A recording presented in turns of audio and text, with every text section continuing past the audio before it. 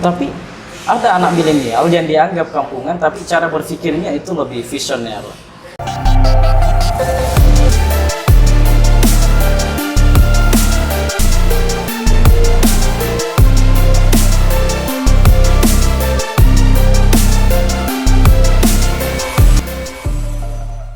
Saya Akbar Endra, saat ini berada di My Coffee, Jalan Pengayoman, Makassar. Tapi tidak sekedar berada di kafe, saya ditemani oleh tokoh milenial Muhammad Rivaldi. Tentu namanya tidak asing lagi, sudah terkenal sejak beberapa tahun lagi, sering menjadi perbincangan. Muhammad Rivaldi, tokoh milenial Sulawesi Selatan. Assalamualaikum warahmatullahi wabarakatuh. Apa kabar? Wabarakatuh. Alhamdulillah sehat ya kita. Alhamdulillah. Ini tambah segar ya kelihatannya. Ya mungkin karena sama-sama dengan tokoh yang sangat luar biasa ya. Saya kira tidak ada lagi yang tidak kenal kalau kita bicara ke Akbar Endra di Sulsel. Wah. Tapi saya justru menjadi pengagum Rivaldi sekarang. Siap Kak. Tokoh milenial. Iya. Nah, artinya Rivaldi sudah menjadi tokoh anak milenial. Siap. Apa sih itu anak milenial? Jadi kita bicara tentang anak milenial adalah mereka yang akan melanjutkan estafet kepemimpinan. Dengan melihat bonus demografi hari ini, anak-anak milenial yang ada di Indonesia kurang lebih 40%, dan beberapa tahun ke depan itu diprediksi sampai 60%. Dalam artian ini juga menjadi peluang bagi kami anak-anak milenial untuk ikut ambil andil di dalam berbagai bidang, termasuk saya kira sekarang banyak tokoh-tokoh milenial, teman-teman milenial yang sudah terjun di dunia politik, di dunia bisnis, dan lain sebagainya. Kira-kira seperti itu. Oh gitu. Terus awalnya gerakan milenial itu diawali oleh Rivaldi di Makassar, itu gimana ceritanya? Awalnya itu saya membuat yang namanya Sahabat dan Kerabat MR. Jadi Sahabat dan Kerabat MR ini menghimpun teman-teman milenial untuk ikut sama-sama membantu kami di dalam mewujudkan apa yang menjadi impian dari teman-teman milenial. Namun dalam kaitannya dengan itu, alhamdulillah teman-teman milenial yang tergabung di Sahabat dan Kerabat MR ini, mereka lahir dari latar belakang yang berbeda, bukan hanya dari satu bidang, tapi ada beberapa bidang yang menurut saya itu menjadi modal bagi saya untuk membangun nama kedepannya, termasuk juga untuk ikut berkontribusi untuk kemajuan pembangunan daerah. Seperti itu. MR ini Muhammad Rivaldi. Muhammad Rivaldi. Atau bisa juga disingkat MR itu, M-nya itu merakyat. Seorang pemimpin itu harus merakyat, harus hadir dari bawah, lahir dari bawah, dan R-nya itu rasional. Bagaimana kita berpikir ke depan secara rasional untuk kemajuan daerah, bangsa, dan negara yang kita cintai. Gitu. Nah, yang diperjuangkan MR ini bentuk perjuangannya seperti apa itu? Jadi sejauh ini yang coba kita perjuangkan, saya banyak jalan, utamanya kemarin Kak, kebetulan kami juga punya sedikit pengalaman di Pilwalkot yang lalu 2020. Kebetulan kami maju sebagai salah satu kandidat calon wakil wali kota Makassar. Namun mungkin ya kami masih muda, dalam artian bahwa kemarin itu kita jadikan sebagai pengalaman. Sejauh ini saya banyak mendengarkan keluhan-keluhan dari masyarakat. Begini Pak, ada misalnya persoalan di bidang kesehatan, ya kadang saya harus teruskan, tolong dibantu siapa-siapa teman-teman yang berada di ruang lingkup tersebut, atau mungkin di dalam bidang yang lain dalam hal pelayanan, saya bisa telepon Pak, ini ada permasalahan seperti itu. Jadi hal-hal yang kami lakukan adalah hal-hal yang kecil, sederhana, tapi bagi masyarakat banyak merasa terbantu dengan apa yang kami lakukan hari ini. Waktu Rivaldi menjadi calon wali kota itu prosesnya gimana? Jadi sebenarnya itu hal yang menurut saya lucu, menjadi sesuatu hal yang aneh tapi nyata. Kenapa saya katakan seperti itu? Dalam waktu yang tidak begitu lama, saya memang dengan Pak Jabal sering komunikasi, tapi tidak pernah ada waktu untuk ketemu. Jadi baru saya ketemu setelah ada viral di beberapa grup-grup WA, khususnya di Kota Makassar ini, yang menyatakan bahwa ada Panjari, pasukan Jabal Rivaldi yang akan maju sebagai calon wali kota dan wakil wali kota. Yang awalnya itu menjadi bahan, mungkin bisa jadi bahan tertawaan bagi teman-teman lain, tapi itu sebenarnya saya jadikan cambuk. Ya, it's okay lah, biarkan mereka ketawa, biarkan mereka mau ngapain, intinya kita mau berbuat. Jadi sebenarnya itu hanya berawal dari candaan, dan saya tidak pernah ketemu dengan Pak Jabal. Sehingga saya tiba-tiba dipasangkan, baru setelah itu viral, beliau kembali dari Jakarta, saya ketemu di Hotel Gerindra. Saya duduk bersama, saya bilang it's okay lah, kalau memang kita mau maju, kita mau serius, baik, saya akan temani dengan kemampuan yang saya miliki. Jadi hari itu sesuatu hal yang menurut saya cukup lucu, aneh, tapi justru itu juga ada saja jalan Allah, ada saja jalan Tuhan untuk mungkin saya bisa lebih dikenal di masyarakat. Ya, tapi memang sekali lagi bahwa hari ini kami juga merasa tersolimi dengan sistem demokrasi yang ada di Republik ini. Jadi Panjari ini adalah pasangan calon wali kota yang dibentuk oleh komunitas netizen. Iya, dan saya tidak tahu sampai hari ini, saya belum tahu siapa yang buat desainnya. Tapi itu suatu kebahagiaan bagi saya, satu kerahmatan yang Tuhan turunkan lewat orang tersebut. Jadi saya tidak pernah menyangka Rivaldi ini siapa, anak dari desa, seorang dari keluarga yang sederhana. Tapi dari situ saya belajar bahwa saya harus punya mimpi yang besar. Persoalannya saya mau nabrak gelombang, saya mau apa, saya tidak pernah peduli hal itu. Yang pasti kita mau berbuat yang terbaik untuk masyarakat. Valdi, setelah Rivaldi menjadi bakal calon ya ketika itu, lewat jalur independen tentunya. Jadi tidak butuh partai, hanya butuh KTP. Sebenarnya hari itu juga kita beberapa kali coba melakukan lebih politik ke beberapa partai politik. Namun saya tidak perlu lagi bicara panjang lebar bagaimana sistem kita hari ini di Republik ini. Saya kira kita jauh lebih tahu sebagai tokoh senior yang sudah lama melintang di dunia politik. Ya tentu pakai mahar. Akhirnya lewat jalur independen. Nah berarti kumpul-kumpul KTP dong? Iya, kumpul KTP. Wah banyak KTP-nya pasti. Lumayan banyak. Cuman memang pada saat itu karena waktu yang diberikan oleh KPU kurang lebih 1 bulan setengah atau 45 hari untuk mengupload KTP dukungan ke sistem secara online yang masuk ke website KPU, waktunya yang terlalu sebentar, sehingga kami juga sangat berpacu dengan waktu. Namun sekali lagi karena infrastruktur yang kami miliki, teman-teman yang jalan juga artinya tidak seberapa dibandingkan dengan para calon-calon yang lain, sehingga memang kita keburu juga di situ.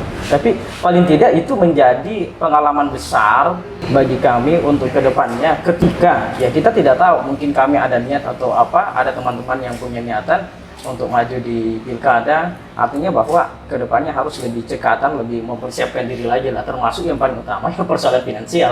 Lagi-lagi baliknya ke situ. Artinya setelah KTP-nya sudah dirasa cukup, kendalanya adalah tahapan berikutnya butuh uang. Jadi memang itulah kenapa juga kita tidak bisa menghadirkan pemimpin yang punya kualitas, karena hari ini kan selalu ujung-ujungnya ke persoalan materi. Jadi memang hari itu karena kita keburu oleh waktu. Yang kedua juga saya komunikasi dengan Pak Jabal, memang kendala utama kita adalah di persoalan finansial. Jadi banyak teman-teman yang jalan, dan itu juga yang membuat kami sangat terharu. Ya, mereka jalan apa adanya, tidak pernah meminta sepeser pun, tidak pernah. Jadi saya bilang kalau ada uang silahkan jalan, tapi dia bilang tidak Pak, kita harus tetap jalan walaupun tidak ada uang. Kenapa? Karena mereka menginginkan ada sebuah perubahan besar di Kota Makassar ini. Tidak usah kita selalu melulu kita bicara soal uang, tapi kita menghadirkan pemerintah, kita menghadirkan pemimpin-pemimpin yang visioner ke depannya yang mau berbuat yang terbaik untuk Kota Makassar ini. Hari itu saya cukup intens ya membangun komunikasi politik dengan Pak Dhani Pomanto ya. Pak Dhani Pomanto. Pada tanggal 17 Agustus itu menjadi awal pertemuan saya di kediaman beliau di Amirullah. Dan hari itu juga saya melihat bahwa setengah mati kami untuk ikut bertarung, sehingga saya mengatakannya, ayo Mi, kita sama-sama bangun Kota Makassar. Dengan catatan, Anda harus memberikan ruang bagi anak-anak milenial di Kota Makassar ini. Oh, jadi dealnya dengan Pak Dhani karena kedekatan ideologi milenial. Iya, jadi saya bilang ya Pak Dhani harus lebih memberikan perhatian serius kepada anak-anak milenial karena kedepannya mereka itu yang akan melanjutkan estafet kepemimpinan. Seperti itu. Rivaldi, saya mau tanya, Boleh. Anda ini statusnya sekarang masih single atau punya pacar? Sekarang saya dekat dengan salah satu perempuan. Ya, saya berharap mudah-mudahan 2022 sudah bisa tancap gas, kira-kira begitu kan? Oh ya, tahun depan dong. Tahun depan, insya Allah. Berarti agenda paling prioritas adalah tahun depan mengakhiri masa lajang. masa lajang. Iya, sudah cukup lumayan lama ini kita sendiri. Sudah cuma satu pacarnya? Ya harus satu dong. Berarti setia ya?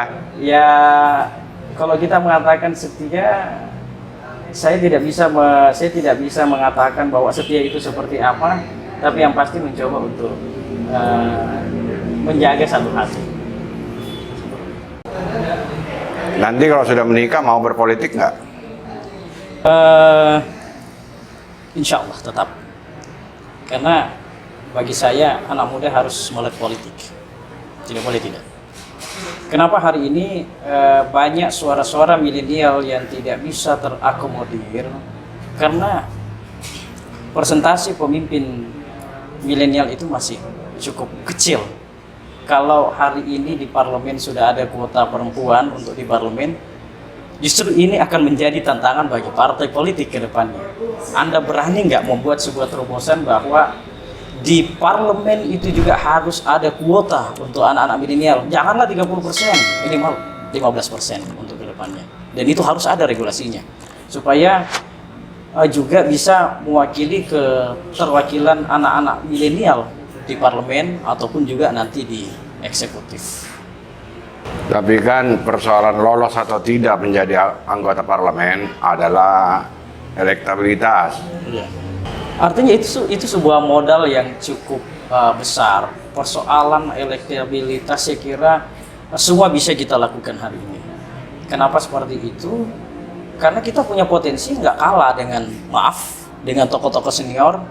Hari ini mungkin kita tidak pernah berpikir bahwa hari ini kita harus berpacu dengan era yang ada, yang misalnya kemarin kita hanya melulunya itu kerja di kantor, hari ini dimanapun kita bisa bekerja. Dan yang menguasai hal itu kan anak-anak milenial. Coba kita lihat para tokoh-tokoh senior, ada berapa sih di antara mereka yang artinya bisa menguasai teknologi. Jadi itu sebenarnya satu gambaran yang sangat real, yang sangat nyata di masyarakat kita, dimanapun itu, termasuk kita di Indonesia ini. Keunggulan anak milenial sekarang apa aja? Milenial itu lebih cekatan, yang kedua anak milenial itu lebih bisa melihat kondisi yang ada hari ini, dan yang ketiga tentu cara berpikirnya mereka masih fresh. Itu seperti itu. Ya bukan berarti orang tua tidak fresh atau tidak cekatan dan lain sebagainya, tapi memang hari ini sudah harus ada transformasi, sudah harus ada regenerasi yang akan melanjutkan estafet kepemimpinan ke depannya. 2024 itu sangat tepat bagi kawan-kawan, bagi teman-teman milenial untuk ikut berpartisipasi baik di parlemen maupun di pilkada. Jadi ini masih ada waktu 2 tahun untuk kita mencoba bekerja untuk mengukur bagaimana tingkat partisipasi masyarakat terhadap kita. Partai yang cocok untuk anak milenial itu partai apa? Kalau ditanya itu, saya tidak bisa menjawab. Takutnya saya sampaikan partai A, nanti cemburu di partai B. Jadi semua partai sangat potensial. Jadi sisa bagaimana partai ini bisa membuat sebuah terobosan untuk menggait anak-anak milenial, untuk mengikut sertakan mereka. Ayo gabung, kita punya visi yang sama untuk mendorong anak-anak milenial ke depannya. Jadi sisa bagaimana, apa yang mereka bisa tawarkan. Kalau partainya menarik, ada hal yang bisa kita lihat di situ, ya it's okay kita gabung. Tapi kalau enggak, ya tentu kan juga harus kita cari partai yang sejalan dengan pemikiran kita, yang sejalan dengan idealisme kita. Rivaldi, Siap. pemilu 2019 banyak menghasilkan politisi baru. Baik. Dan sebagian mengklaim dirinya sebagai generasi milenial. Menurut Anda? Kadang itu menjadi hal yang lucu ya. Dia menganggap bahwa dia adalah bagian daripada milenial itu, tapi cara berpikirnya tidak sama dengan anak-anak milenial. Tapi ada anak milenial yang dianggap kampungan, tapi cara berpikirnya itu lebih visioner, lebih sejalan dengan perkembangan zaman hari ini. Jadi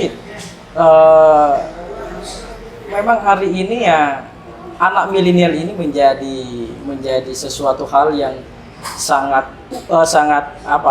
diperebutkan oleh beberapa politisi. Setiap konsultasi pilkada atau pileg yang banyak dilibatkan adalah anak-anak milenial.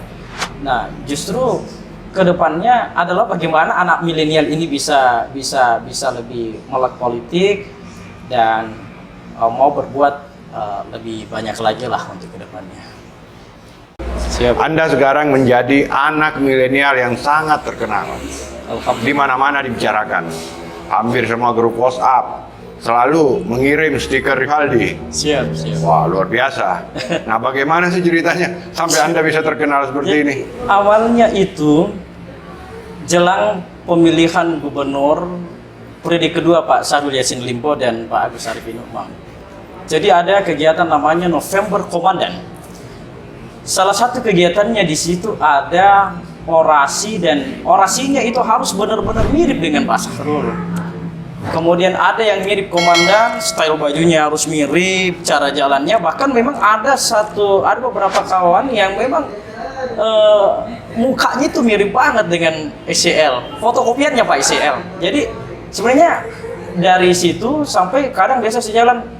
Kalau ada yang kenal, oh ini dulu yang juara 1 orasi, langsung biasanya Pak, siap Pak Gub. Jadi sebenarnya dari situ awalnya kan. Oh, Rivaldi ikut kontes Iya. mirip SCL. Iya, diikuti oleh hampir 1.400 orang sekota Makassar. 1.400 orang peserta. 1.400 peserta. Juara satunya? Saya. Wah, berarti mirip komandan dong. Iya, pada saat itu audisinya dilakukan di Haji Bau dan alhamdulillah kami juara 1 pada saat itu. Juara 1 ya. Juara 1 orasi komandan. Mirip orangnya atau orasinya? Orasinya. Orasinya. Kata Yuri lebih hebat orasinya Rivaldi katanya. Mungkin jurinya lagi salah kali ya. Tapi saya banyak belajar sih dari Pak SCL. Di saat mungkin dia berorasi itu selalu membius kita. Rasanya kalau 10 menit, 20 menit beliau bicara itu nggak cukup bagi kita. Ya. Karena banyak hal-hal, banyak pesan-pesan moral yang disampaikan lewat orasi beliau. Dan lebih banyak juga menyinggung masalah budaya, persoalan siriknya orang Bugis Makassar. Tapi pada saat orasi juga meniru gaya SCL. Iya harus. Kalau tidak, berarti Anda tidak bisa dikatakan bahwa Anda layak, Anda mirip dengan SCL. Kan yang dinilai di situ orasinya, berarti gayanya gimana. Sampai ada satu hal yang yang tidak pernah lepas dari saya, itu pulpen saya, tapi maaf, kebetulan sisa satu yang tertinggal. Isi dari si SCL itu seperti apa?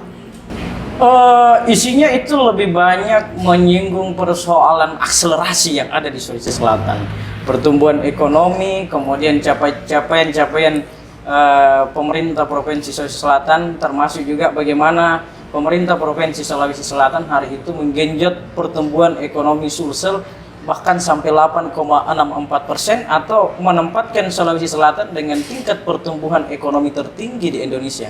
Bahkan hari itu kalau saya tidak salah, pertumbuhan ekonomi kita jauh lebih di atas daripada tingkat pertumbuhan ekonomi nasional pada saat itu. Itu materinya? Materinya seperti itu.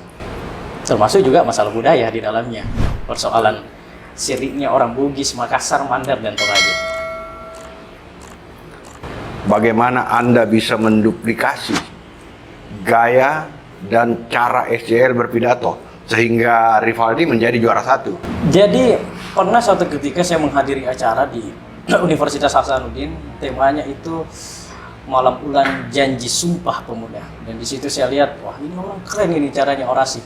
Dari situ saya banyak membuka literatur, referensi, sampai akhirnya saya coba ada jalan-jalan ke toko buku, saya dapat buku namanya SCL Way. Jadi dari situ saya lebih banyak lagi mempelajari bagaimana sosok SCL ini yang selalu membius orang saat dia berorasi. Seperti itu. Ada nggak trik-trik yang Rivaldi gunakan untuk mengikuti gaya SCL? Iya, kami kan dulu pernah di apa ya, semacam diberikan pelatihan, training, bahwa Bapak seperti ini cara jalannya, stylingnya seperti ini, cara pegang handphonenya, dan ya itu mengalir aja lah menurut saya, mengalir aja sesuai dengan apa yang saya bisa. Nah, setelah juara menjadi temannya SCL dong, dekat dengan SCL.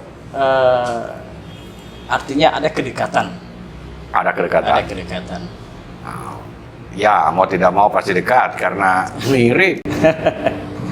Jadi pernah satu ketika ada kegiatan di Triple C, Syllabus Convention Makassar, yang dihadiri sendiri oleh Pak Sahrul, kemudian ada Pak Agus Arifin Umang, dan hampir semua kepala SKKP hadir pada saat itu. Jadi tiba-tiba MC ini sudah menyampaikan bahwa selanjutnya sambutan Bapak Gubernur Provinsi Sulawesi Selatan. Tiba-tiba saya muncul. Jadi semua audiens itu kan bukan SCL, kan seperti itu.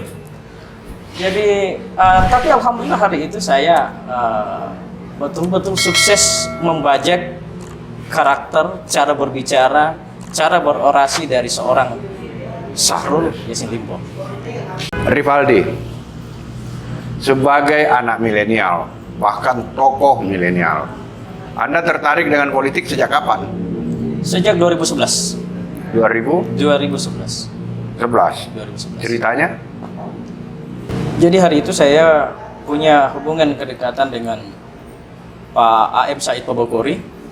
Saat itu dia ketua Demokrat Kabupaten Bone dan juga sebagai wakil Bupati Bone. Dari situ saya coba mulai sedikit demi sedikit tertarik bahwa ternyata enak juga ya kita terjun di dunia politik. Kenapa? Termasuk juga untuk membangun koneksi, termasuk juga di dalamnya mungkin kita bisa lebih memberikan banyak manfaat untuk orang lain, seperti itu.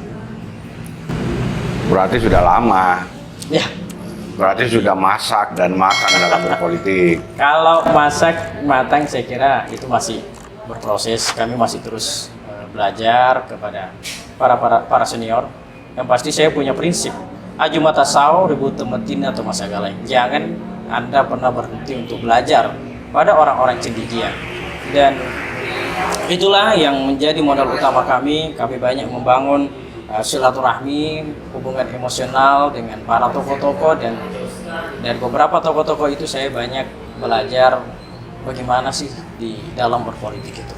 Bahwa yang mau kita hadirkan adalah menghadirkan kerahmatan bagi seluruh umat. Tidak boleh tidak. Dan itu adalah sesuatu hal yang sifatnya harga mati.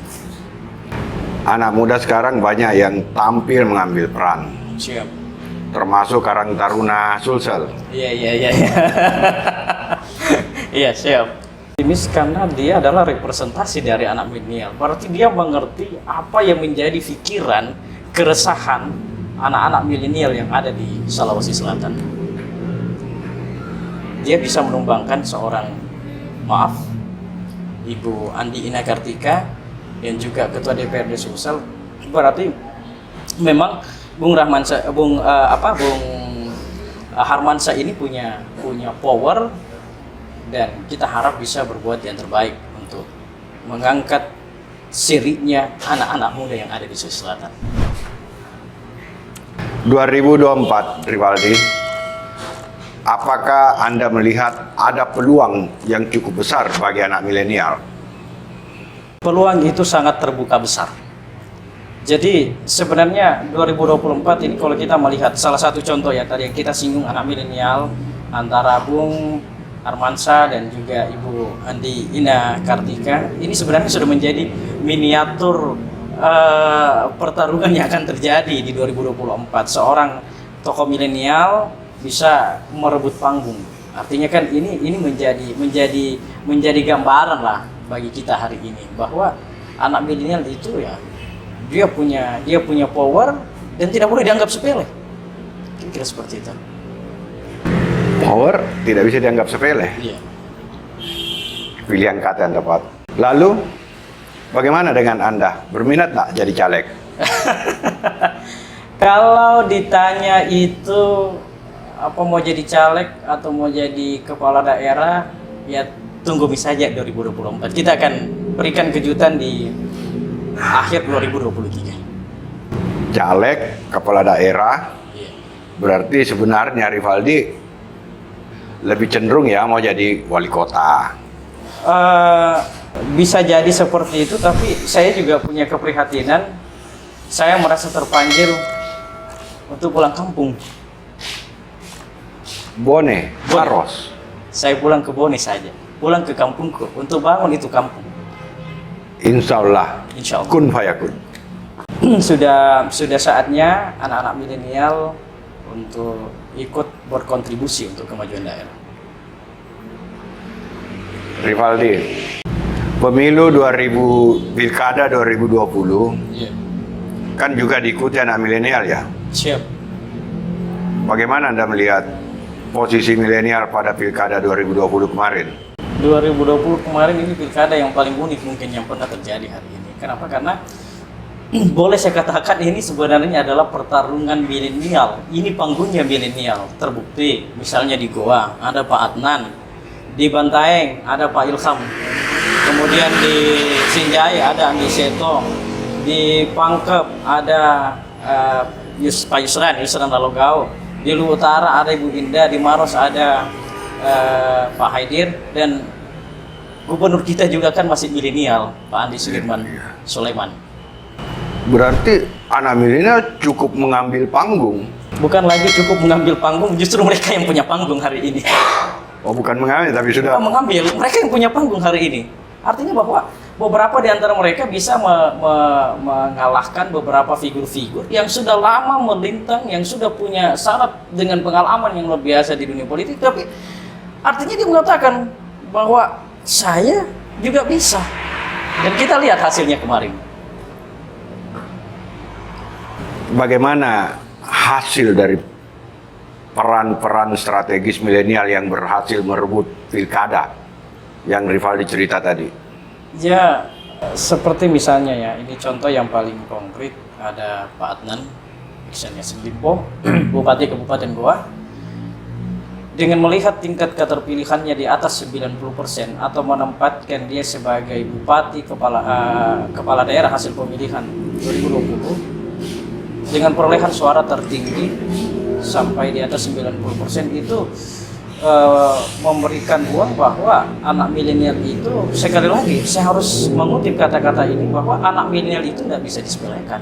Mereka punya potensi yang cukup besar, yang sangat luar biasa, dan itu harus diakui. Kita sudah lihat buktinya di Pilkada Goa. Pilkada Goa hari ini.